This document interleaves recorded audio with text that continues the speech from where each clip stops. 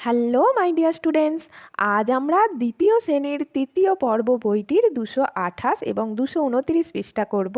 চলো শুরু করি। দেখো 228 পৃষ্ঠায় আছে আমি কে হতে পারি। বন্ধুর সঙ্গে আলোচনা করে লিখি। এখানে কিছু হিন্টস দেয়া আছে, সেটা দেখে বলতে হবে আমি কে। দেখো আমি কে এটা বলতে হবে। আমি কি মাংসাশী, মাংসাশী মানে হলো যারা মাংস খায় তাদেরকে মাংসাশী বলে। মানে আমি মাংসাশী মানে আমি মাংস খাই। আমি স্তন্যপায়ী, আমি স্তন্যপায়ী বলতে বোঝায় যারা জন্মের পর মায়ের দুধ খেয়ে বড় হয় তাদেরকে স্তন্যপায়ী বলে। তাহলে আমি মাংসাশী, আমি স্তন্যপায়ী, আমি চতুষ্পদ। চতুষ্পদ মানে হলো যাদের 4টি পা আছে, যেমন গরু, ছাগল, বেড়াল, কুকুর, এদের সবার 4টি করে পা, তাহলে এরা সবাই চতুষ্পদ। তারপরে কি আছে? ডোরা দাগ। আমার গায়ে কি আছে? ডোরা দাগ আছে। তাহলে আমি কে? আমি হলাম বাঘ। এরপরে 9 আছে, দেখো আমার প্রিয় পশুর সম্পর্কে কয়েকটি বাক্য লিখি। তাতে লিখি কোন পশু, কোথায় দেখা যায়, কিভাবে ডাকে, কি খায়, কেন আমার প্রিয়।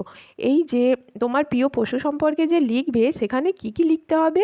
কোন পশু সেটা লিখতে হবে, কোথায় দেখা যায় সেটা লিখতে হবে, কিভাবে ডাকে সেটা লিখতে হবে, কি খায় লিখতে হবে, আর কেন তোমার প্রিয় সেটা লিখতে হবে।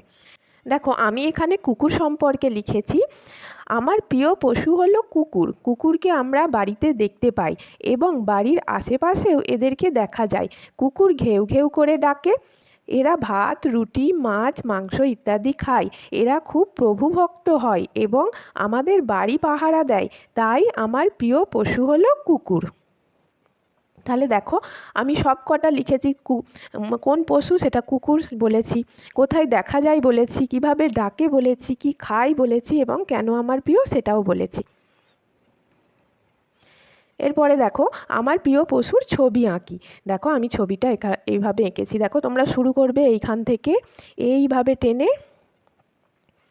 এই দিকে শুরু করবে। এরপরে দেখো একটা কবিতা আছে মিলি, লিখেছেন পূর্ণেন্দু পত্রী।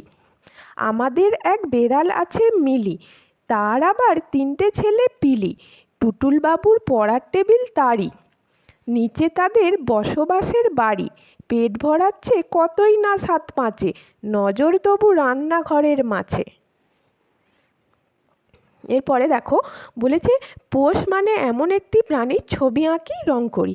আমি দেখো এখানে একটা মুরগির ছবি এঁকেছি এবং সেটাকে রং করেছি। তোমরা তোমাদের সহজ মনে হবে এরকম একটা ছবি আঁকবে, পাখির আঁকতে পারো।